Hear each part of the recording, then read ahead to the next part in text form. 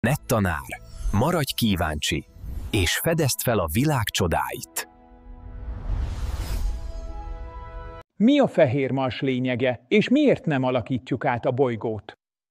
Üdvözöllek a Nettanár csatornán, a mai napon a fehér mars gondolatáról beszélünk, maradj velem, és a végén beszélgessünk róla a kommentek között. Képzeld el, hogy nyers, érintetlen hegyvidékre érkezel. Tiszta hó, érintetlen lejtők, sehol egy lábnyom. Mit teszünk? Nem betonozunk fel sílifteket az első napon. Előbb megállunk. Körbenézünk. Megérezzük, hová léptünk. A fehér mars pontosan ezt jelenti. Nem alakítjuk a bolygót a saját képünkre. Inkább mi tanulunk meg úgy élni, hogy tiszteletben tartjuk, ami ott van. Tény, a mars most zord. Hideg. Száraz. Vékony a levegő.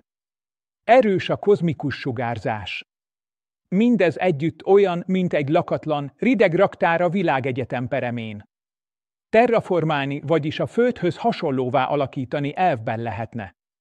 De elképesztő mennyiségű energia, idő és anyag kellene hozzá. És közben mindent átfestene, ami ma egyedivé teszi. Gondolj egy kölcsönkapott könyvre a könyvtárból. Nem írod tele jegyzetekkel a margót. Nem rajzolsz bele. Elolvasod, megérted, majd visszaadod úgy, ahogy kaptad. A fehér mars is ilyen könyv. Olvasható, de nem színezhető. Kutatható, de nem tulajdonolható. Tény, az érintetlenségnek tudományos értéke van. Egy bolygó, ahol nincs ipari zaj, nincs nagyüzemi bányászat, nincs fegyver. Ahol a legnagyobb erőforrás a csend és a mérés pontossága. Egy ilyen helyen a legapróbb jel is látszik. A felszín rétegei úgy mesélnek az ősi klímáról, mint évgyűrűk a fákban. A jég zsebei archívumok. A porfinom szemcséi időbélyegek. Képzeld el a mindennapot ott. A víz nem csapból jön. Ki kell termelni. Az oxigén nem levegőből hull az arcodba. Elő kell állítani. Minden korty, minden lélegzetmunka eredménye. Ebből fakad a fegyelem. Nem lehet pazarlóan élni. Nincs fényűzés. Van mérés, beosztás, közös felelősség. Ez a bolygó megnevel. Finoman, következetesen, mint egy jó tanár.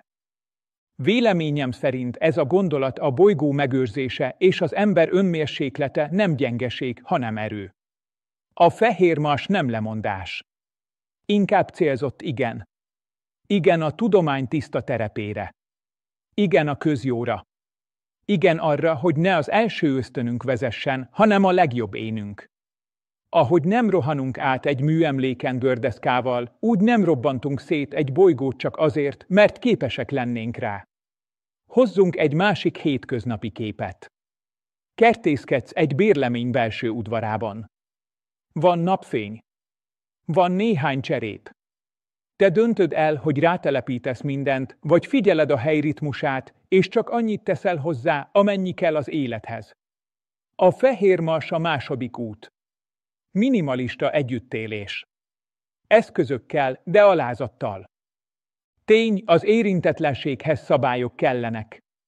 Nincs fegyver. Nincs füst. Nincs magántulajdonú hegynyitás. A kutatás elsőbbséget élvez. Az energia tiszta forrásból jön. A hulladékot visszaforgatjuk. A közösség átláthatóan dönt az erőforrásokról. Ezek nem szigorúskodó tiltások. Ezek védőkorlátok a szakadék szélén. Hihetetlen, igaz? Van, amikor a legmerészebb tett a mértékletesség. A fehér mars ehhez kér bátorságot. Nem az izomerőhöz, hanem a jellemhez. Hogy vendégként viselkedjünk egy teljes bolygón. Hogy úgy fedezzük fel, hogy közben nem tüntetjük el azt, amit felfedezünk. És most kapaszkodj meg, az igazi átalakítás itt nem a vörös tájon történik. Bennünk. Amikor megtanuljuk, hogy a tudomány nem birtoklás. Kérdezés. Meghallás. Megértés. Ez a gondolkodás teszi érthetővé azt a két egyszerű szót, fehér mars. Egy hely, ahol a csend és az alázat az első számú műszer. Egy hely, ahol a legnagyobb kísérlet az ember önfegyelme. Hogyan lett egy vitából nemzetközi egyezmény? Képzeld el egy társasház lakógyűlését, ahol a tetőterasz mindenkié, de a grillfüstje néhány embert zavar, szabály nélkül gyorsan jön a konfliktus, szabállyal béke lesz. A Mars esetében ugyanez történt, csak bolygóméretben. Először vita volt. Hangos, érzelmes, sokszereplős. Egyes országok fejlesztést akartak. Mások megőrzést. A fordulatot az hozta, amikor kimondták, a Mars közös örökség. Nem gyarmat. Nem bányatelep. Tudományos tér. Ebből lett egy átmeneti moratórium. Addig senki nem nyúl a nagy erőforrásokhoz. Csak megfigyelés, mérés, nyílt adatok. Tény, egy egyezmény mindig 3 pillérre támaszkodik. Világos elvekre. Pontos szabályokra. És működő ellenőrzésre. Az elv egyszerű lett. A megőrzés az első. A tudományé az elsőbbség. Az ember biztonsága nem alkutárgya. A szabályok ezt bontották ki. Mit írtak bele? Tulajdonjogtilalmat a felszínre és a mélyre. Fegyvertilalmat. Füsttilalmat. Káros kibocsátások szigorú korlátait. Vészhelyzeti segítségnyújtási kötelezettséget minden személyzet felé. Nyílt adatszabályt, amit mérsz, oszd meg. Átláthatóságot a költségekben és a szállítmányokban. A vitákat békés vitarend oldja fel. Ha ez nem elég, jön egy választott testület, amely döntést hoz. És hogyan lehet ezt betartatni a világűrben? Úgy, mint a laborban az üveges szekrény kulcsát. Nem elég kiírni a szabályt. Kell napi gyakorlat.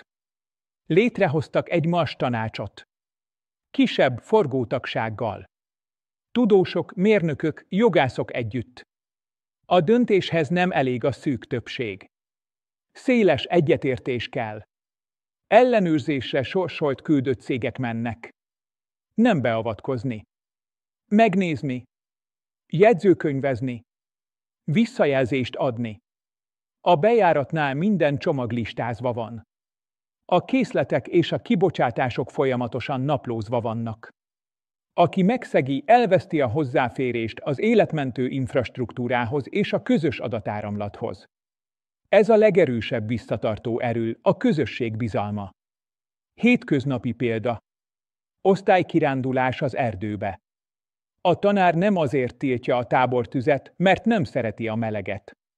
Azért, mert egy szikra elég az egész völgyhöz. A Mars ilyen völgy. Törékeny. Drága. Nehezen pótolható.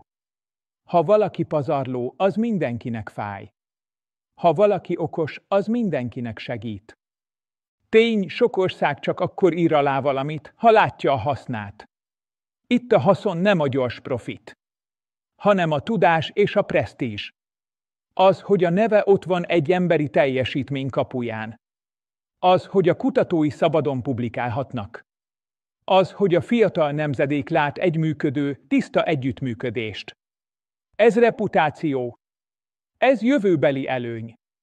Ezért vált a vita egyezménnyé. Véleményem szerint a nagy trükk nem jogi. Erkölcsi.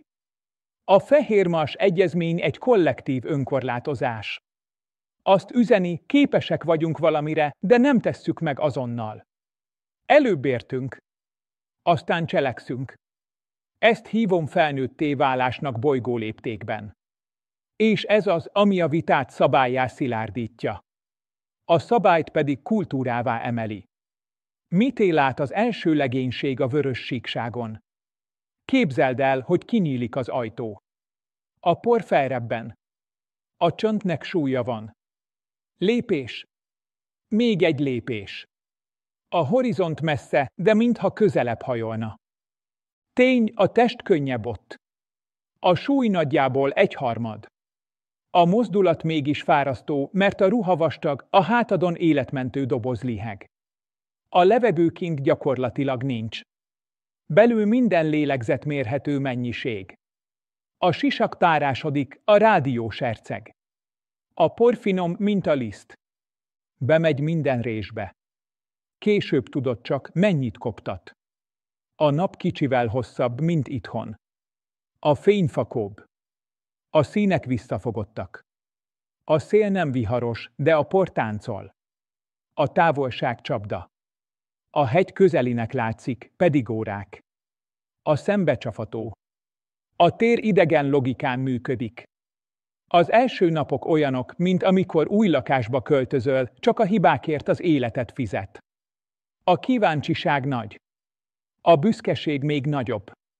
A rutin viszont kicsi. Ebből lesz a baj. Egy apró figyelmetlenség. Egy rossz rögzítés. Egy sietség. A hír rövid, emberi élet elveszett. A csend ezután más minőségű. Nem romantikus. Komoly. Tény, a késleltetett kapcsolat valóság. Amit mondasz, csak percek múlva ér oda. A válasz is késik. Nincs azonnali vigasz. Nincs vitatkozós félmondat. Gondolkodni kell a szavakon. Itt érted meg, mennyit ér a fegyelem. A pontos beszéd. A rövid utasítás. Az, hogy mindenki tudja, ha baj van, ki mondja ki a következő lépést. Hétköznapok. Vízkitermelés. Oxigén előállítás. Növények próbálgatása. Minden feladat kettős. Műszaki és lelki. A kéz valamivel bíbelődik. A fej közben számol, elég lesz-e, nem pazarlunk. Nem dobunk ki semmit. A hulladék nyersanyag. Az idő is az. Minden gram, minden perc számít. A közösség lassan tanul együtt lélegezni. Közös reggeli. Rövid megbeszélés. Ki megy ki? Ki marad bent? Ki figyel? Ki számol? A rend nem katonáskodás. Bizalomgép. Ha működik, mindenki nyugodtabb. Ha recseg, minden idegpattanásig feszül. És jön a mondat, ami mindent átér, nem a bolygót kell legyűrni. Magunkat kell pontosabbra hangolni. Ez nem nagy szónoklat. Inkább olyan, mint amikor rájössz, rosszul fogtad a kalapácsot. Újra fogod. Onnantól nem zúzod be az ujjad. Itt is ez történik. Másnaptól a tempó lassabb, de biztosabb. A mérés többszörös. A sietség gyanús viselkedés. A hősködés ciki. A hiba beismerése erény. Tény, a gyász közösségi forma. Van, aki magába zárkózik. Van, aki beszélne. Van, aki dolgozni akar, hogy ne gondoljon semmire. A bázis ilyenkor halkan zümmög. Nincs hangos zene. Nincs tréfálkozás. Van tea. Van együttlélegzés. A veszteségből szabály lesz. Nem bosszú. Védelem. Hétköznapi kép segít. Képzeld el a hegyi túrát, ahol a balra a szakadék, jobbra a fal. Nem az a bátor, aki fut. Az a bátor, aki pontos. Aki megáll, ha köd van. Aki visszafordul, ha kell. A vörös síkság is ilyen. Nem ellenség. Nem játszótér. Tanár. Kicsit szigorú. De igazságos. Véleményem szerint itt születik meg a marsi etika. Nem könyvből. Tapasztalatból. Az első legénység megtanulja, a csend nem üresség. Műszer. A lassúság nem lustaság. Bölcs elővigyázat. A kudarc nem szégyen. Jelzés. Hogy állítsa rendszeren. És amikor ez a gondolkodás beépül, a vörös síkság többé nem csak táj. Tükör. Benne látjuk, kik vagyunk, és milyenné szeretnénk válni. Lehet-e a Mars csendes laboratórium? Képzeld el a világ legnyugodtabb kutatószobáját, ahol lekapcsolták a zúgást, és a legkisebb rezdülés is hallatszik. Tény, itt a csend nem hangtalanság. Itt a csend az emberi zaj hiánya. Nincsenek városi rezgések. Nincsen ipari dübörgés. Nincsenek nagy feszültségű vezetékek, amelyek finom elektromos háttérzajt adnak. Van szél. Van por. Van időnkénti rengés. Ezek mind természetes jelek.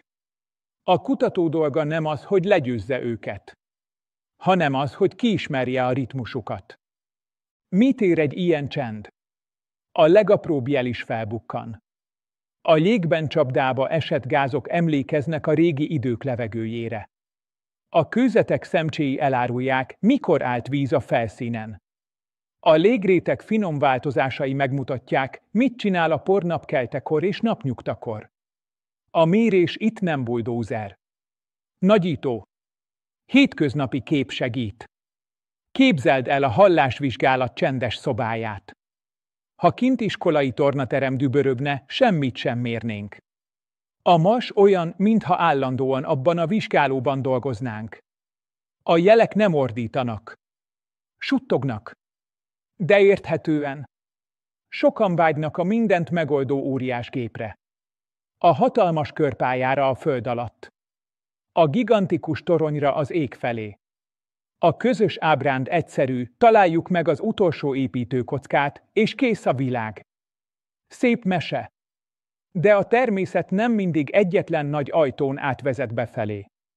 Néha sok apró kapu van. A Mars erre emlékeztet. Itt a módszer finom. A következtetés lassú. Az öröm pedig abból jön, hogy egy mozzsát biztosan megértettél. Tény, a csendet őrizni kell. A bázis üteme alkalmazkodik a méréshez. Vannak csendidősávok, amikor a járművek nem mennek ki. A fúrás előre bejelentett. A nagy energiaigényű berendezések nem zúghatnak akkor, amikor a legérzékenyebb műszerek figyelnek. Ezt nem tiltásból tesszük. Szakmai udvariasságból. Mint amikor könyvtárban suttogunk. És miért nem építünk mégis mindent itt, ami óriási és látványos? Mert itt az energia drága. A hő elvezetése nehéz. Az anyagpótlás lassú és kockázatos. Egy elhibázott berendezés nem csak pénzbe kerül. Időbe kerül. Életbe kerülhet. Itt a jó tudomány gazdaságos. Pontos. Megfontolt. A kérdésfeltevés rendet tart a vágyainkban. Hétköznapi példa, hangszeres próba. Ha dobolsz, mindent elnyomsz. Ha hegedűn halkan játszol, a hamis hang azonnal lebukik. A Mars a hegedű. A pontatlanság rögtön hallatszik. Ez kellemetlennek tűnhet. Valójában ajándék. Mert gyorsan tanít. Tény, a csend laboratóriumában a legfontosabb műszer te magad vagy. A figyelmed, a türelmed, a jegyzetfüzetet fegyelme, a csapat beszéde, rövid mondatok, tiszta jelentés. Ha a mérnök és a geológus ugyanazt a szót másképp érti, a jel elveszik. Ha ugyanazt jelenti, a jel megerősödik. Véleményem szerint a csendes labor nem kompromisszum. Erénygyakorlat. Arra kényszerít, hogy ne a hangerővel nyerjünk, hanem az érveléssel. Ne a mérettel, hanem a tisztasággal. Itt nem az a hős, aki a legerősebb gépet hozza, hanem az, aki a legtisztább kérdést teszi fel, és a legőszintébb választ fogadja el. A Mars ezért érték. Mert a természet törékeny körülmények közé zárja a tudomány legjobb szokásait, alázat, fegyelem, kíváncsiság. És ebből születik az, amit szeretünk a kutatásban, a tiszta felismerés öröme. Miből lesz otthon, vízből, oxigénből, fegyelemből? Képzeld el, hogy mindenkor vízért dolgozni kell, minden lélegzet mögött órák munkája áll, és a jókedv fő forrása egy közös vacsora. Tény, a víz nem folyik a csapból. A talaj alatt jég lapul. Fúrunk, melegítünk. A hóból víz lesz, a vízből pára, a pára visszacsapódik és tisztul. Mint amikor télen bepárásodik az ablak, csak itt begyűjtjük a cseppeket is. A víz útja kör.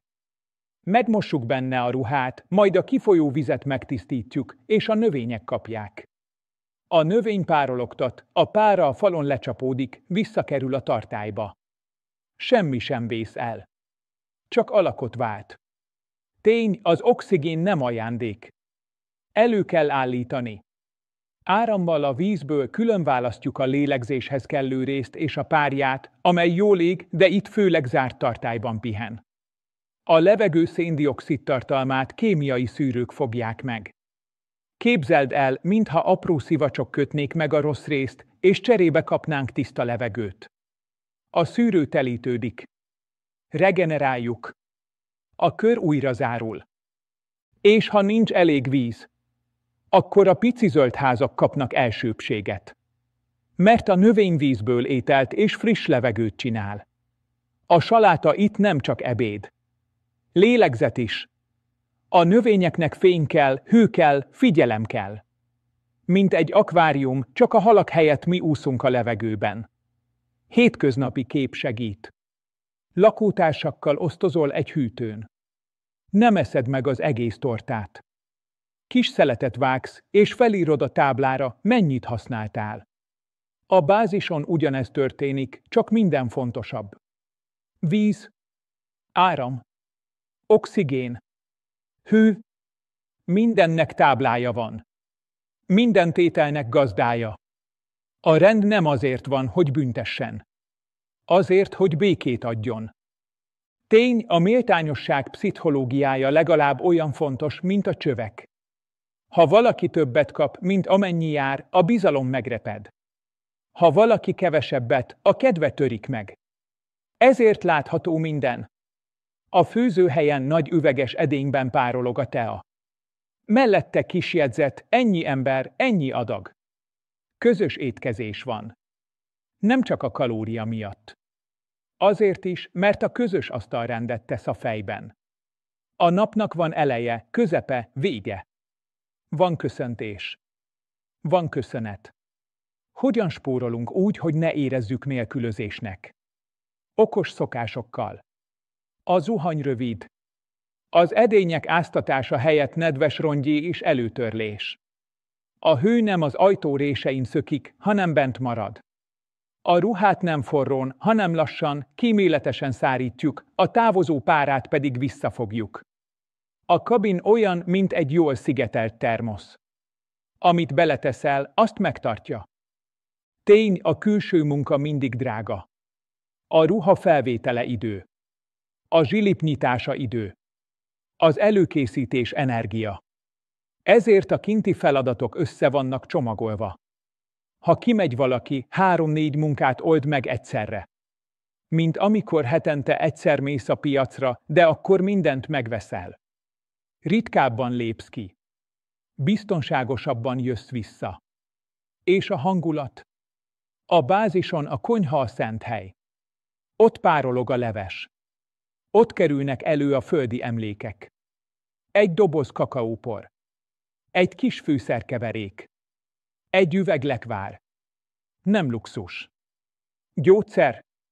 A közös vacsora végén valaki mesél. Valaki viccet mond. Valaki csendben hallgat. A csapat együtt lélegzik.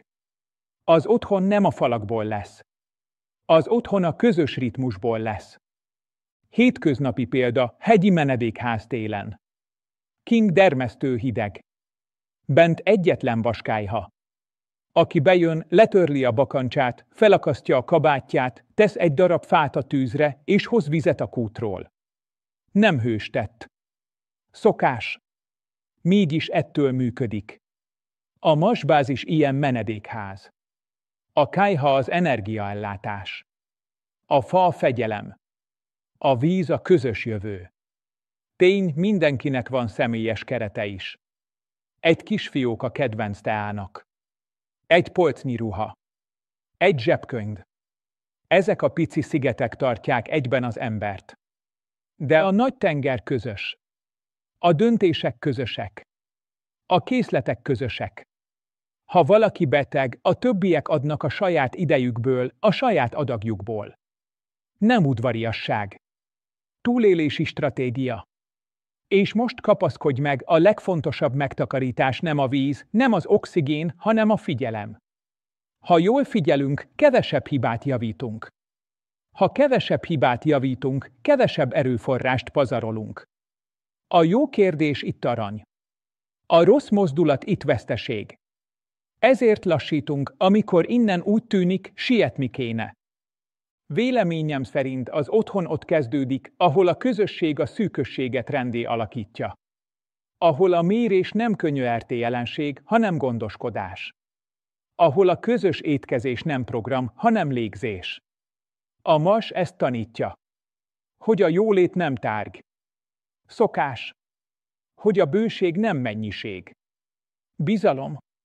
És ha ezt megtanuljuk, már nem idegen bolygón élünk, hanem egy újfajta otthonban, amelyet nem a falak, hanem a mérték és a méltányosság tart össze. Hogyan működik a törvény a földön kívül? Képzeld el, hogy egy zárt hajótestben élsz az űrös sötét vizén. A jog itt nem papír. Itt a jog maga a hajóteste a közösségnek. Ha kiukad, mindenki bajba kerül. Tény, az alapelv egyszerű. A MAS nem gyarmat. Nincs földfoglalás. Nincs telkekre darabolás. Van gondnokság. Használati jog van, nem tulajdon. Aki kutat, az felelősséget vállal a helyért, az eszközért, a hatásaiért. A kutatás elsőbbséget élvez. A kereskedelmi érdek csak addig mehet, amíg nem sérti a közjót és az érintetlenséget. Milyen szabályok tartják ezt egyben? Fegyvertilalom. Nem csak a lövedék miatt. Egy zárt kabinban a bizalom a legfontosabb oxigén. A fegyver azonnal mérgezné a légkört. Füsttilalom. Nem csak az egészség miatt. A tűz a zárt térben ellenség. A füst elrontja a levegőt. A szag elcsalja a műszerek jelét. Ha melegíteni kell, azt zárt, jóváhagyott berendezés végzi. Ha láng kell egy kísérlethez, azt elszívó alatt végzik, bejelentett időben. Tény, a segítségnyújtás nem nemes gesztus. Kötelezettség. Aki bajban van odakint, annak segíteni kell. Nem kérdés. A mentési protokoll olyan, mint a Hevedera hegymászóknál. Mindenki a kötél végén lóg. Ha egy ember leesik, a többiek tartják meg. Hogyan lesz a szabályból minden nap? Van házszabály. Világos, rövid, érthető mondatokkal. Minden új ember beavatást kap. Nem ceremónia. Gyakorlat. Mit jelentenek a riasztások? Mit kell tenni, ha szivárgás van? Hogyan kell átadni a műszakot? Hol a határa a kísérleteknek? A bázis falán nem díszalista. Térkép. Ha baj van, ezen a térképen futunk végig. Mi történik, ha valaki hibázik? Van eljárásrend. Bejelentés. Jegyzőkönyv. Rövid, higgadt beszélgetés. Először mindig a tények. Nem a pletyka. Nem a feltételezés. A bázis műszerei mindent naplóznak. Hőmérsékletet. Nyomást. Ajtónyitást. Anyagmozgást. Ezek adják a történet vázát. Utána jön a szándék tisztázása. Tévedés volt. Vagy tudatos kerülőút. A döntést egy kis, vegyes összetételű testület hozza. Mérnök. Orvos. Tudós. Jogi felelős. Nyíltan gondolkodnak. Rövid határidővel. Milyen következmények jöhetnek? Először helyreállítás. Aki kárt okozott, segítsen helyrehozni. Képzés. Újratanulás. Átsorolás könnyebb szolgálatra, amíg vissza nem épül a bizalom. Súlyos esetben ideiglenes hozzáférés-medvonás bizonyos helyiségekhez. Végső eset a hazatérés. Nem büntetésből. Biztonságból. Egy bázis olyan, mint egy nagy hangszer. Ha valaki rendszeresen hamisan játszik, előbb gyakorol külön. Csak utána ül vissza a zenekarba. Tény, a jog nem csak felelősség, jogok is. Van magánszféra. A kabinod ajtaja nem üveg. A személyes tárgyaid nem közvagyon. Az orvosi adataid védettek. A rendszeres megfigyelés kizárólag a biztonság miatt fut, és csak azokat a jeleket figyeli, amelyek életvédelmi jelentőségűek. A kutatási adatok ezzel szemben nyilvánosak. Amit mérsz, megosztod. Így épül a bizalom a különböző csapatok közt. Mi történik, ha két állomás vitázik egymással? Először egyeztetnek. Ha nem megy, jön a választott testület. Rövid anyag. Tiszta kérdés. Racionális döntés. Nincs végtelen levelezés. Nincs sértődött játszma. Az ítélet nem elvont. Konkrét teendőket rendel. Ki mit állít le? Ki mikor vizsgál újra? Ki mit pótol? Hétköznapi példa mutatja meg a lényegét. Valaki titokban illagyertyát gyújt a kabinjában. A szenzor érzékeli a hőcsúcsot és a füstnyomát. Riaszt a rendszer. A folyosón megáll az élet. Érkezik a szolgálatos. Eloltják, szellőztetnek, mérnek. A beszélgetés később higgadt. Miért történt? Milyen szükség állt mögötte? Van-e megoldás, ami nem kockázatos? A következmény arányos. Átképzés. Közösségi szolgálat a levegőkezelőnél. Egy ideig fokozott ellenőrzés. Nem megszégyenítés. Tanulási folyamat. Tény, a törvény akkor jó, ha előre segít, és csak ritkán kell hátranéznie. A szabályok nem arra valók, hogy elkapják az embert. Arra valók, hogy kézen fogják. A bázis napirendje, a tiszta felelősségi körök, a kétlépcsős ellenőrzések mind-mind ezt szolgálják. Hogy az ember ne a tiltások miatt legyen fegyelmezett. Hanem azért, mert érti a következményt. Véleményem szerint a marsi jogkultúra. Tiszta beszéd. Rövid mondatok. Átlátható rend. Nem a büntetés tartja egyben. A kölcsönös függés tudata tartja egyben. Ez a felismerés teszi felnőtté a közösséget. A törvény itt nem korlát. Életmentő kapaszkodó. És ez az igazi erő, amikor a szabály nem kívülről szorít. Belülről tart. Mi történik a tudatunkkal a Marson? A test könnyebb, az ég közelebbinek tűnik, a csönd vastagabb, és közben az agy újrarajzolja a térképeit, hogy ne vesszünk el saját magunkban. Tény, az egyharmados nehézkedés átírja a belső iránytünket. A fülünkben lévő egyensúlyérzékelő más jeleket kap. A testkép elcsúszhat. Néha úgy érzed, hogy magasabbra lépsz, mint valójában. A mozdulat furcsa lesz. A megoldás a szokás. Rövid gyakorlatcsor reggel és este. Ugrálás, guggolás, gumiszalag. A cél nem a látványos izom. A cél a pontos visszajelzés az agynak, ezt jelenti itt a súly. Tény, a testnedvek eloszlása változik. Több folyadék megy a fej felé. Az arc kicsit pufattabb. A mellkas érzetre szorosabb. A fej zúghat. Ez a hangulatot is érinti. Ezért van fényterápia és kíméletes légzőgyakorlat. Lassú belégzés. Hosszabb kilégzés. A nyugalom itt nem luxus. Eszköz. Tény, egy marsi nap kicsivel hosszabb, mint a földi. A belső óra viszont földi ritmusra van húzva. Ha nem figyelünk, a napirend elcsúszik. Álmosak leszünk, amikor dolgozni kell. Éberek, amikor aludni kéne. A bázison ezért a fény az első számú karmester. Reggel erős fehér fény fogad. Este meleg, tompa fény segít lelassulni. A kijelzők esti üzemmódba váltanak. A kávé délután után tabu.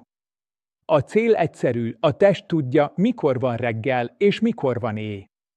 Tény, a csönd mást művel a fejjel, mint a zaj. A városi háttérmoraj otthon észrevétlen. Itt nincs. A gondolat hangosabb lesz. A saját belső monológ erősödik. Ez jó is lehet. És veszély is. Ezért vannak mikrorituálék. Kézzel írt napló 2 percben. Rövid séta a folyosón mérés után. Közös csendpercekben mérve, nem órákban. A csönd így nem szorít. Tér lesz belül. Tény, a hosszú utazásokon mély pihenési protokollokat használnak. Az ébredés után pár nap időzavar jöhet. Mintha az álom még fogna. A gyakorlat egyszerű. Kíméletes visszaállás. Fény, mozgás, ritmusos étkezés. Rövid, alacsony terhelésű munkablokkok. A nagy döntéseket nem az első napon hozzuk meg. Hétköznapi kép segít. Amikor vonaton alszol, és hajnalban egy idegen állomáson ébredsz, kell pár perc, míg elhiszed, hogy itt vagy. A MAS ilyen állomás. Csak hosszabb a símpálya, és fontosabb, hogy ne tévedj el a peronon. Tény, a monotónia rejtett ellenfél. A folyosó ugyanaz. A kabin ugyanaz. A színek visszafogottak. Az agyunk változatosságot kér. Ezt nem gicses díszítéssel adjuk meg, hanem okos váltásokkal. Másik zene a munkához és másik a pihenéshez. Váltakozó műszakok. Közös olvasókör.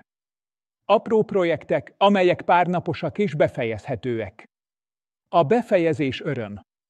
Az öröm gyógyszer.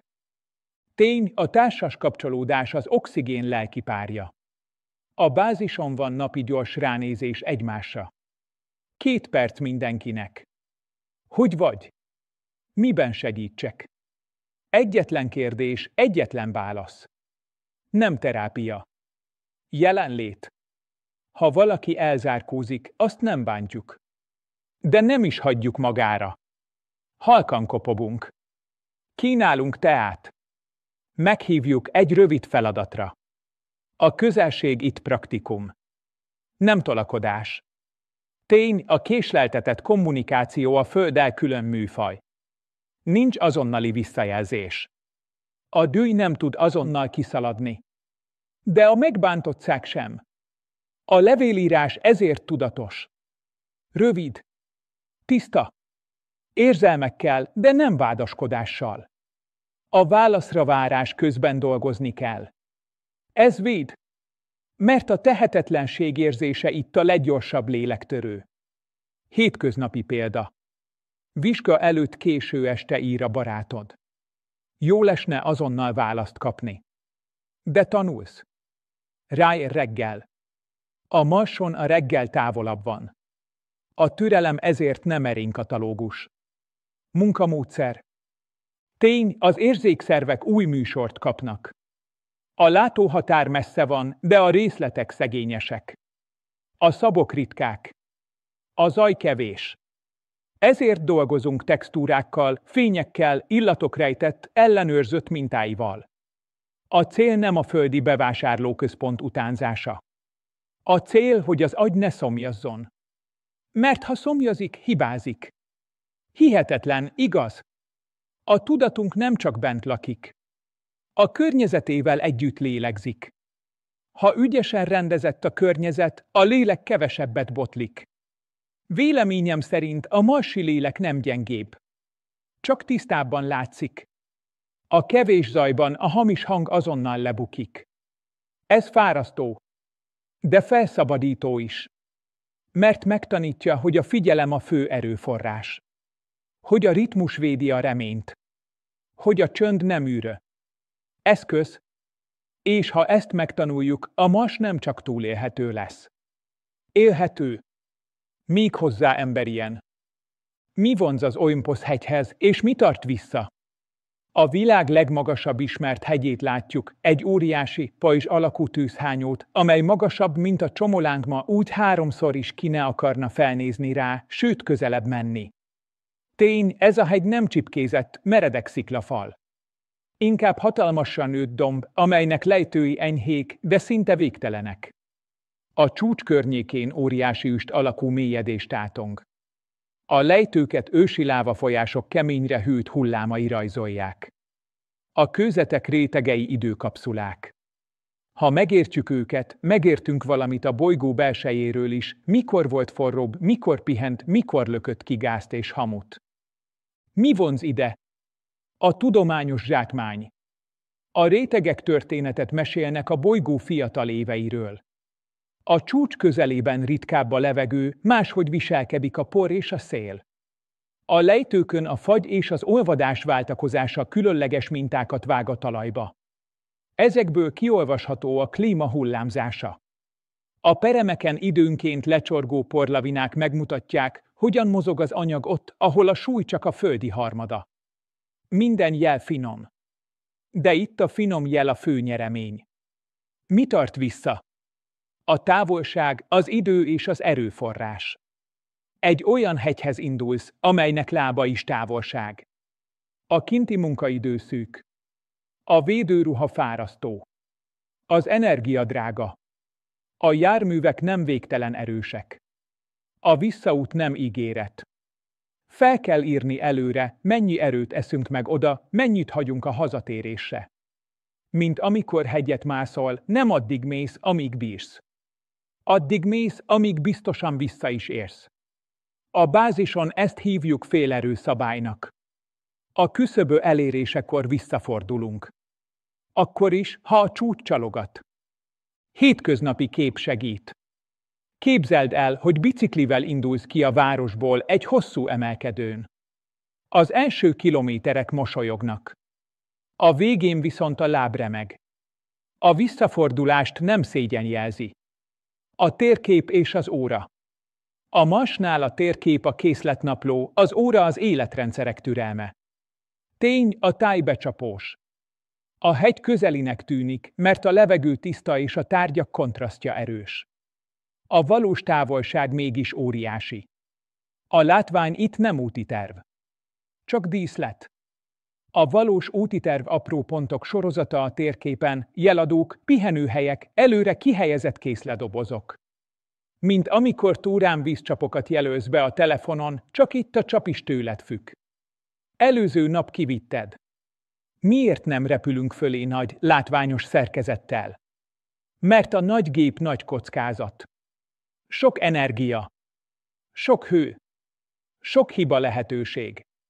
Itt a könnyű, csendes eszközök működnek jól. Kicsi robotkocsik. Egyszerű fúrómagok. Visszahozható kőzetcsomagok. A kevesebb-több nem spórolásból születik, hanem pontosságból. Tény, a hegypereme többet árul el, mint a csúcs. A lejtők alján a különböző korok anyagai egymással gyűrődve hevernek. Mint a könyvespolcon az évek egymás mellett. Ha elolvasod a gerinceket, tudod a tartalmat. Nem kell feltépni a könyvet. A mintavétel ezért peremközpontú. Előbb a láb. Aztán a térd. A csúcs ráér. Lehet, hogy soha nem is kell.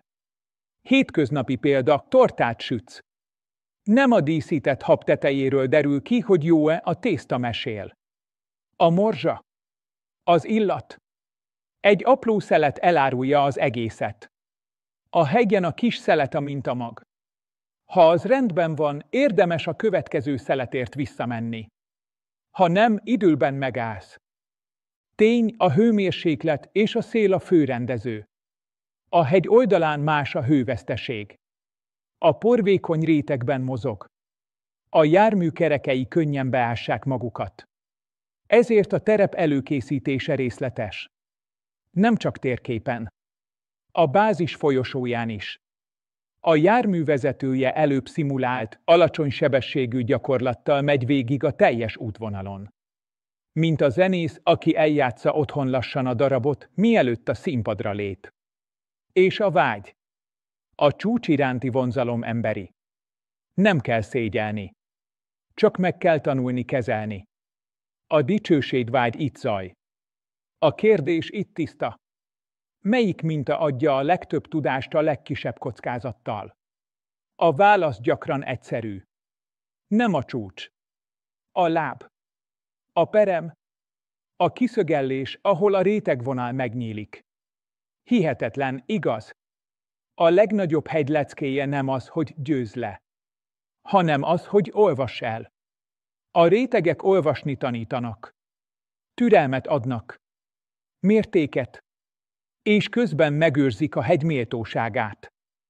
Véleményem szerint az Olympus-hegy első nagy ajándéka nem a panoráma, hanem az a tudás, hogy a bölcs felfedező nem a zászlót keresi, hanem a bizonyosságot. A csúcsvágy helyett a tiszta kérdést.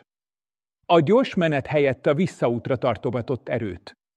A Mars ilyen hely, ahol a bátorság neve fegyelem. Ahol a legmélyebb meghódítás az, ha nem hódítasz, csak megértesz. Kik a fiatal felvilágosult felnőttek, és kik a támogatottak? A bázison két szó tartja egyensúlyban a mindennapokat, felelősség és méltányosság. Tény, minden közösségben van egy motor. Itt a fiatal, felvilágosult felnőttek a motor. Ők viszik a nehezét. Kink dolgoznak. Fúrnak. Mérnek. Javítanak. Ők vállalják a hosszabb kinti műszakot, amikor a szél gyengébb és a látási viszony jó. Nem hősködésből. Tudásból. Mert értik, hogy a bázis ereje a közös ritmus. Tény, minden közösségben vannak, akiknek több segítség jár. Ők a támogatottak. Gyerekek. Várandósok. Idősebbek. Felépülők sérülés után.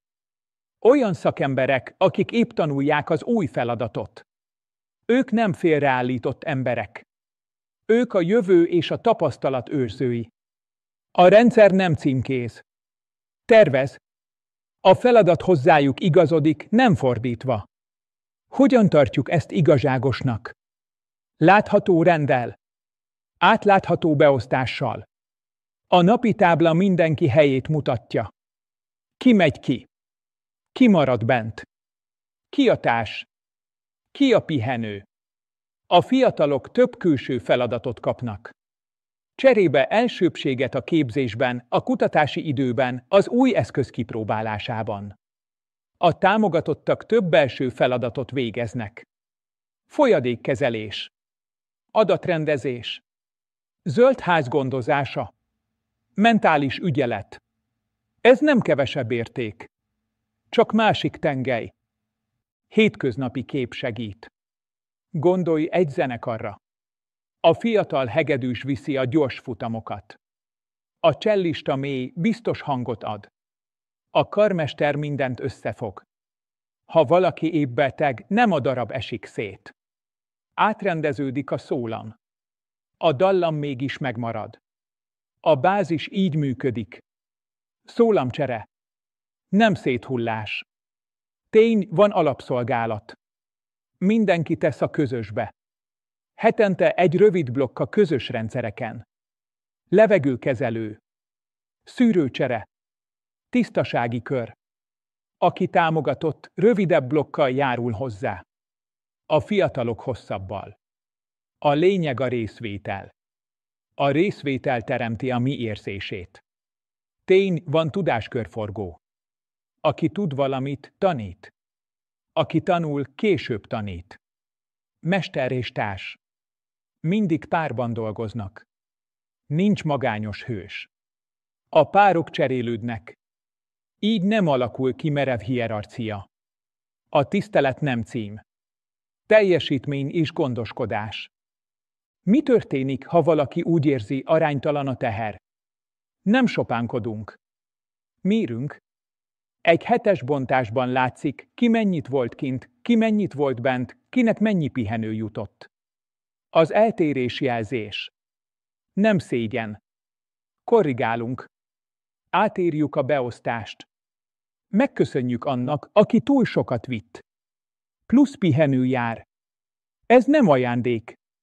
Rendszerjavítás. Hogyan kerülhető el a megbélyegzés? Szavakkal és szokással. A támogatott nem gyenge. A támogatott védett. Mint a csemete a kertben. Nem azért kap karót, mert rossz fa. Azért, mert nő. A védett idő és tér nem kivételezés. Befektetés. Hamarosan ő tart karót másnak. Tény, az étkezés és a közös idő kiegyenlít. A külső műszak után a fiatal leül a leves mellé és beszámol. Nem dicsőséglista. Rövid jelentés. Mi sikerült? Hol akadt meg? Mit tanult? A támogatottak kérdeznek. Jegyzetelnek. Tanulnak a hibából. Tanulnak a megoldásból. Így lesz a munka közös tudás. Hétköznapi példa, családi háztartás vihar után. A fiatalok pakolják a homokzsákot. A nagyszülő szortírozza a szerszámot, teát főz, figyel a gyerekre. Mindenki dolgozik. Mindenki más módon. A hatás összeadódik. A fáradtság megoszlik. Tény, a motivációt nem csak szó tartja. Kis rítusok is. A hónap végén közös köszönet. Nem verseny. Elismerés. 3 rövid történet arról, ki hogyan segítette a többieket. A dicséret konkrét. Egy apró jelvény jár mellé. Nem ren. Emlék. Azt üzeni, számítasz.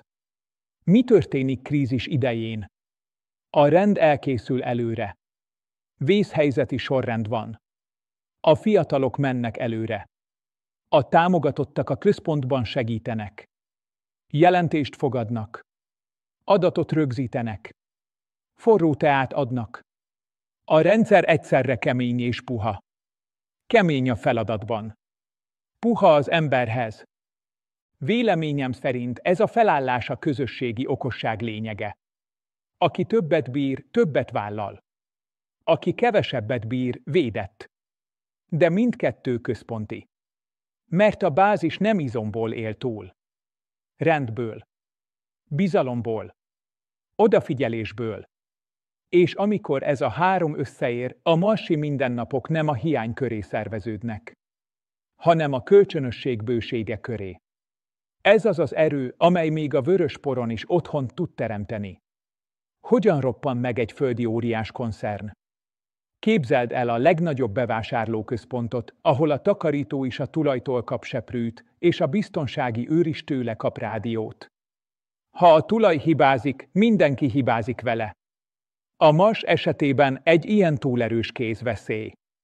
Tény, a nagy konzorcium pénzt ad, rakományt küld, szerződéseket ír.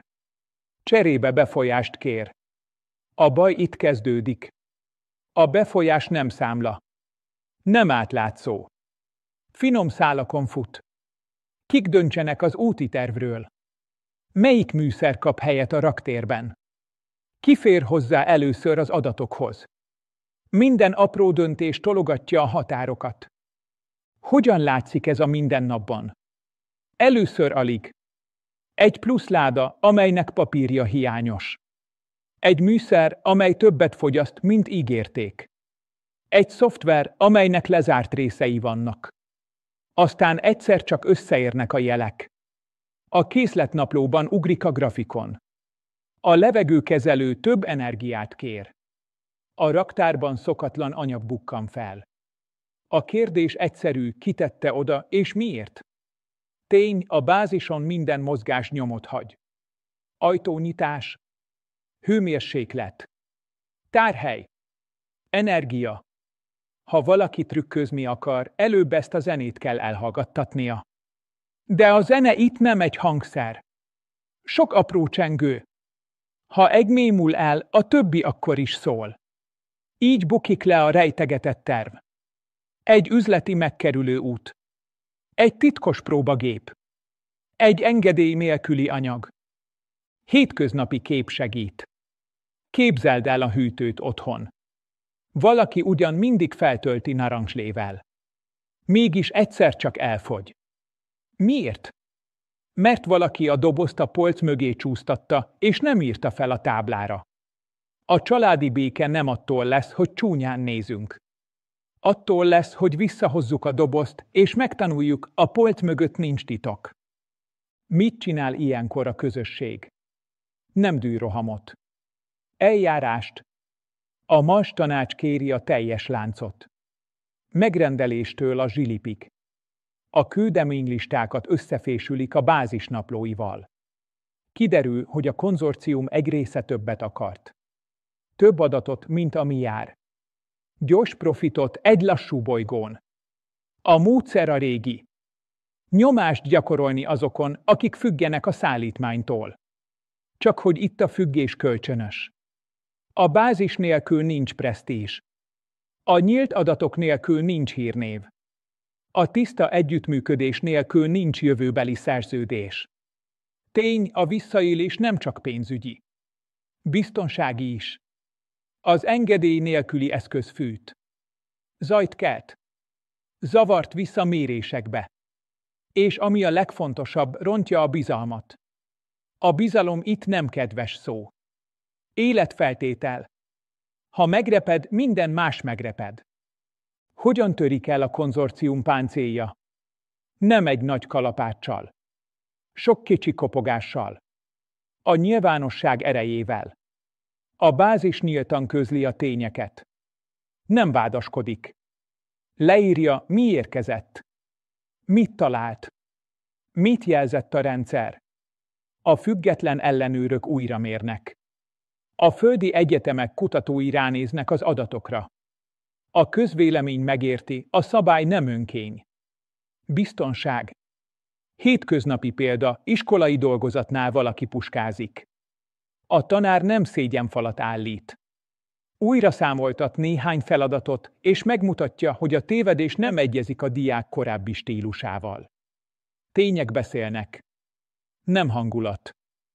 Tény, a szerződéseket átírják. Nincs több kizárólagos beszállítás. Minden kulcsterületre legalább 2 független forrás. Nincs zárt szoftver ott, ahol életet véd. A raktér soha nem lehet teljesen tele. Mindig marad tartalék. A logokat nem lehet kikapcsolni. A hangtalan üzem sem lehet adatrögzítés nélküli. A beérkező küldeményeknél sorsolt ellenőrző csapat dolgozik. Nincs egyetlen ember, aki mindenhová bejár. A kulcsok megosztva vannak. Mint a banki trezor, amelyhez 2 ember kell. Mi a következmény a szabálysértőre? Először a hozzáférés korlátozása. Nem küldhet önálló csomagot. Csak közös listán. Nem rejthet el modulokat sarkokban. Minden darabot fotó és leírás kísér. Ha a szándék bizonyíthatóan tudatos volt, jön a bevételkiesés. Megvonják a részvétel jogát bizonyos projektekből. Súlyos esetben a szerződés megszűnik.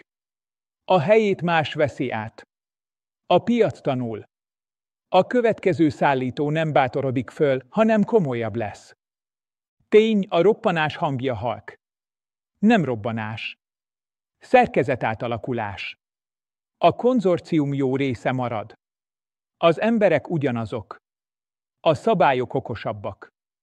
A kísértés gyengébb. A közösség erősebb. A bázis visszanyeri a ritmusát. A mérés tisztább. A vacsora újra nyugodt. Hogyan előzhető meg mindez? 3 egyszerű szokással. Nyílt könyvelés az erőforrásokról. Sorsolt ellenőrzés a bejáratoknál. 2 aláírás minden kritikus döntésnél. Ezek unalmasnak tűnnek. Valójában hősiesek. Mert csendben tartják egyben a világot. Mint a híd alatt a csavarok. Hétköznapi kép, nagy családi főzés. Mindenki hoz valamit. Ha van lista, nincs 5 egyforma saláta és 0 kenyér. Ha van közös konyhapénz, nincs vita a végén. Ha van mosogatási rend, marad mosoly a nappaliban. A bázison ugyanez történik. Csak a tétek nagyobbak. Tény, a korrupció elleni legjobb védelem nem a gyanakvás. A tiszta eljárás. Ha a folyamat világos, a kísértés drága. Ha a döntés közös, a titok fárasztó. Ha a hiba beismerése nem szégyen, hanem gyors javítás, a csalás értelmetlen. Véleményem szerint a marsi rend itt mutatja meg az erejét. Nem száműzi az embert a hibáival. Keretek közé teszi, ahol a hiba gyorsan látszik, és gyorsan javítható. A földi óriás koncern pedig ezzel szembesül. A mars nem a profit terepe. A mars a tisztaság terepe. Aki ezt megérti, partner marad.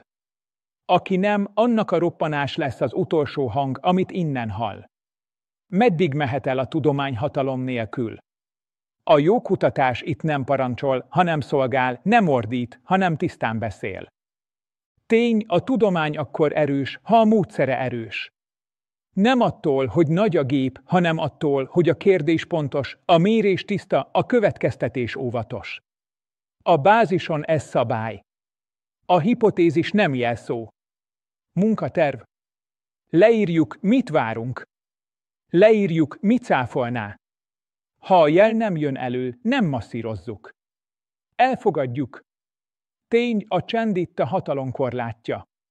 A nagy teljesítményű szerkezetek nem zúghatnak, amikor érzékeny műszer figyel. Az energia nem végtelen. A közjó előrébb van a látványosságnál. Ebből lesz egy egyszerű etika. A fontosabb kérdés megelőzi a hangosabbat. A jogmérés megelőzi a drágább gépet. Tény, az ismétlés a bizonyosság anyanyelve. Egy kísérlet egyszeri siker nem kőbevésett igazság. Kötelező a megismétlés. Másik műszeren. Másik műszakban. Másik emberrel, aki nem tudja az elvárást. Ezt hívjuk vakpróbának emberi nyelven, úgy mér, hogy nem tudja, mit kéne látnia. A csalódás itt nem szégyen. Biztonsági öv. Hétköznapi kép segít. Ha sütsz egy új süteményt, nem a vendégek előtt próbálod először. Előbb otthon megnézed, nem esik-e össze. Ha egyszer sikerül, még nem menő. Ha kétszer is, már lehet bízni benne. A Mars konyhában a tudomány ugyanígy készül. Próba. Ismétlés. Csak azt tálaljuk fel, ami újra és újra vállalható. Tény, a nyers adatok nem magántulajdon. A mérési napló a közösségé. A grafikon szép, de a mögötte lévő táblázat az, ami számít. Ha bárki újra számolja, ugyanarra kell jutnia. Ha nem, akkor nem a kritikus a bajkeverő. A módszer volt laza. Ilyenkor nem vitázunk hangosan. Visszamegyünk a jegyzethez. Kijavítjuk. Mikor kezd uralkodni rajtunk a tudomány? Amikor a módszer helyére hatalmi játékok ülnek. Amikor a kérdés helyett a presztízs vezet. Amikor meg kell történnie, elnyomja a bizonyítsuk be hangtalan fegyelmét. Ilyenkor torzul a döntés. Túl nagy gépet erőltetünk. Túl sok energiát kérünk. Túl gyors következtetést vonunk le. A jelhalvány, mi mégis zászlót tűzünk rá. Tény, a bázis ezért 3 egyszerű féket tart kéznél. Először előzetes ígéret a módszerre. Előre leírjuk, hogyan döntünk majd, és nem utólag igazítjuk a szabályt a szép eredményhez. Másodszor függőkapcsoló az energiára. Ha a rendszer túl sokat kér, a kísérlet leáll, és csak közös újraindítással folytatható. Harmadszor független átvilágítás időről időre. Nem bajt keres. Vakfoltot keres. Hétköznapi példa, kerékpárt szerelsz. A nyomatékkulcs nem az ellenséged. Megmondja, mennyire húzd meg a csavart. Ha túlhúzod, törik. Ha alul, kilazul. A tudomány nyomatékkulcsa a módszer. Nem hazudik. Csak néha kellemetlen, mert nem enged hősködni. Tény, a tudósnak joga van tévedni, de nincs joga elhallgatni. Ha valami nem úgy jött ki, ahogy vártuk, leírjuk. A bázison ezek a nem-ek aranyat érnek. Megkímélnek attól, hogy más is belefusson ugyanabba a zsákutcába. A kudarc itt közjó. Mi a szerepe a vezetésnek? Nem az, hogy győztest hirdessen a kérdések versenyében. Az, hogy védje a rendet, amelyben a kérdések tisztességesen versenyeznek. A jó vezető nem azt kérdezi, mikor lesz címlap. Azt kérdezi, mitől lesz biztos, amit állítunk. Ha a válasz az, hogy idő és türelem, akkor az a helyes ütem. Tény, a kíváncsiság nem azonos a mohósággal. A kíváncsiság kérdez. A mohóság követel. A kíváncsiság tud várni a jobb jelre. A mohóság rángatja a potmétert, hogy hangosabb legyen. A bázis kultúrája az előbbit díjazza. Aki szépen kérdez, hamarabb kap erőforrást. Aki sürget, később kap. Nem büntetésből. Mert a sürgetés itt kockázat. És mi van a nagy álmokkal? Nem tilos álmodni. Csak a lépések legyenek józanok. A nagy kérdés apró, ellenőrizhető darabokra törve előzhető meg a tévedés. Ha egy kis darab bizonytalan, a nagy kép is az. Ezt nem szégyeljük kimondani. Még nem tudjuk, itt nem gyengeség. Pontosság. Véleményem szerint a tudomány igazi ereje akkor látszik, amikor képes nemet mondani a saját hiúságának. Amikor a bizonytalan jelre nem épít palotát. Amikor a csendnek teret ad. Amikor a módszert fontosabbnak tartja a hírnévnél. A MAS ezen a ponton tanít a legtöbbet. Nem azért leszünk okosabbak, mert nagyobb gépet hoztunk. Azért, mert kisebb lett az önállításunk. És ez az a határ, ameddig hatalom nélkül is elmehetünk, sőt, addig érdemes mennünk. Mit jelent utópiában élni emberként? Egy működő közösség nem a falaktól lesz különleges, hanem attól, ahogyan az emberek tekintenek egymásra, és ahogyan bánnak a törékeny világgal, amely őket tartja. Tény, az utópia itt nem csillogó város üvegpalotákkal. Az utópia munkarend. Szokások együttese. Olyan fegyelem, amely nem szorít, hanem megtart. Reggel rend van az eszközökben. Délben rend van a beszédben. Este rend van az érzelmekben. Nem rideg szabályok ezek. Inkább kapaszkodók. Mint a létrán a fokok. Attól, hogy ott vannak, felfelé tudsz menni.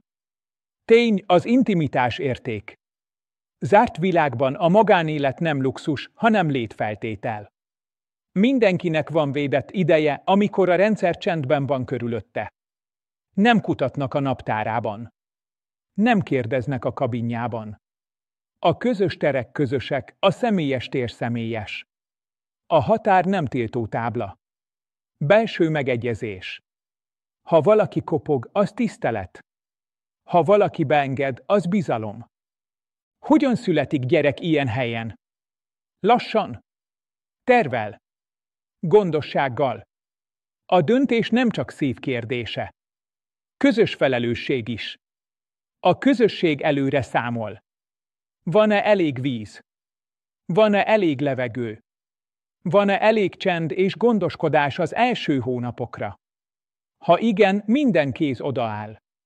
A fiatal szülők rövidebb műszakot kapnak. A többiek átveszik a terheket. A kicsi első mosolya nem csak családi öröm. A bázis ünnepe. Mert azt üzeni, van jövő. Tény, a nevelés itt napi kísérlet a jóra. Nem tantárgyakból áll először, hanem szokásokból. Köszöntünk. Megköszönünk. Keresünk. Kérdezünk. A gyerekek előbb figyelni tanulnak, csak aztán mérni. Előbb vigyázni, csak aztán szerelni. Később jön a tudás szélesebb tere. Földrajz a folyosón, mi van a fal mögött? Biológia a zöld házban, miért nyílik a virág itt lassabban? Fizika a zsilipnél, miért kell a nyomás egyensúlya? Itt a világtantárgy. A bázispedagógus. Hétköznapi kép segít. Amikor nagy családban ünnep van, mindenki tudja a dolgát. Valaki terít. Valaki főz. Valaki mesél. A gyerekek nézik a mozdulatokat. Aztán egyszer csak ők terítenek. Így megy át a tudás a kézből a kézbe. Itt is így megy át. A jó rend nem kiabál. Látható és vonzó. Tény, a művészet nem dísz. Létfenntartás lelki módon. A bázison van közös fal, ahol apró, elcsúsztatott képkockákból álló történetek nőnek. Van csendes zene este. Nem hangos, nem versengő. Inkább olyan, mint egy meleg takaró. Van felolvasás. Rövid szövegekből. Ritmus a mondatokban. Légzés a szavak között. A humor is jelen van. Óvatosan. Mint te a mellé a kockakukor. Nem a lényeg. Mégis hiányozna, ha eltűnne. Tény, az ünnepek itt a rend ritmikus kiemelései. Nem nagy felvonulások. Inkább kis rítusok. A víz napján mindenki egy csepp festékkel jelöli a tartály üvegét. Emlékeztető, semmi sem magától értetődő. Az emlékezés napján csendben elmondjuk azok nevét, akikért szabály lett. Nem gyászmenet. Inkább köszönet. Mert ők mutatták meg, hol volt gyenge a szerkezet, és hol kellett erősebb fokot tenni a létrára. Mi a helyzet a konfliktussal? Nem tűnik el. Csak nem nő vadonná. Ha vita van, a mondatok rövidek. A tények előbb jönnek. Az érzések utána. Van egy egyszerű sorrend. Mit láttunk? Mit gondolunk? Mit érzünk? Mit szeretnénk? Ez a 4 lépés olyan, mint a zsilit. Lassít. Nyomást egyenlít. Amikor kijössz belőle, nem robbansz szét. Lélegezni tudsz. Tény, a pihenés munkavédelem. Sokan azt hiszik, a hős az, aki nem alszik. Itt a hős az, aki időben lefekszik. Mert tudja, a másnapi pontosság a mai alvásból születik. Van közös csendidő. Van közös fényszabály. A késői képernyő helyett papírlap. A fej hálás lesz érte. A hiba aránya csökken. A kedv állandóbb. Hogyan viszonyulunk az elmúláshoz? Őszintén, nem harsányan. Ha valakit elveszítünk, a neve mellé kisjelet teszünk a közös falon. Mellette egy rövid mondat arról, mit tanultunk általa. A gyász itt nem lehúz, hanem emel. Mert rend lesz belőle. Egy csavar erősebben meghúzva. Egy jegyzet pontosabban írva. Egy mozdulat lassabban végezve. Így válik emlékké a hiány. Hétköznapi példa, amikor vihárt követően áram nélkül marad a ház, a család összegyűlik a gyertyafény körül. Beszélgetnek. Sütit tördelnek. Megvárják, míg újra felkapcsol a világ. Utána kicsit másként néznek a kapcsolóra. Többre becsülik. Itt minden nap ilyen tapasztalat. Emiatt nem unalmas, hanem éles. Tény, az utópia nem hibátlanság. Az utópia javíthatóság. Gyors, nyílt korrekció. A hiba nem folyt a presztízsen. Jelzés a táblán. Holnap jobb lesz tőle a műszak. Ezért nem várunk nagy csodára. Kis csodákat gyártunk naponta. Egy pontosan elmosott üveg. Egy csavar, amely nem mozdul el. Egy mérés, amely ismételhető. Ezek a kis csodák tartják fenn a nagy álmot. Véleményem szerint az emberi utópia itt nem a szabályozott mosolyok országa. Nem az egyformaság. Inkább az összehangoltság. Ahol a sokféle ember nem egymást fedi el, hanem egymást erősíti. A fegyelem nem dísz. A méltányosság nem dísz. Mindkettő tartószerkezet. És mivel tartószerkezet, látható is. Szerintem ez a legszebb benne, hogy nem kell hozzá hősködés. Elég a mindennapi pontosság. A figyelem. A kimondott köszönet. Hihetetlen, igaz? A legnagyobb felfedezés nem a hegy tetején történik. Bennünk történik. Amikor rájövünk, hogy a közösség nem lánc, hanem híd. Átvisz a szűkösségen. Átvisz a félelmen. Átvisz az ismeretlen napokon. És ha ezt tudjuk, a fehér világ nem hideg többé. Meleg lesz tőle a levegő. Mert ember lakja. És ez az, amiért érdemes megőrizni. Mert az ember itt végre nem birtokol. Otthon teremt mértékkel, alázattal, örömmel. Köszönöm, hogy velem voltál ebben a marsi utazásban. Jó érzés látni, hogy érdekel a mérték, a közösség és a tudomány tiszta tere. Ez a podcast erről szólt, hogyan őrizzük meg a csendet, miközben okos kérdésekkel benézünk a vöröspor alá. Írd meg a gondolataidat a hozzászólásokban. Mit választanál, megőrzés vagy átformálás? Melyik szabályt tartod a legfontosabbnak egy ilyen törékeny világban? Beszélgessünk róla kulturáltan, érvekkel, példákkal.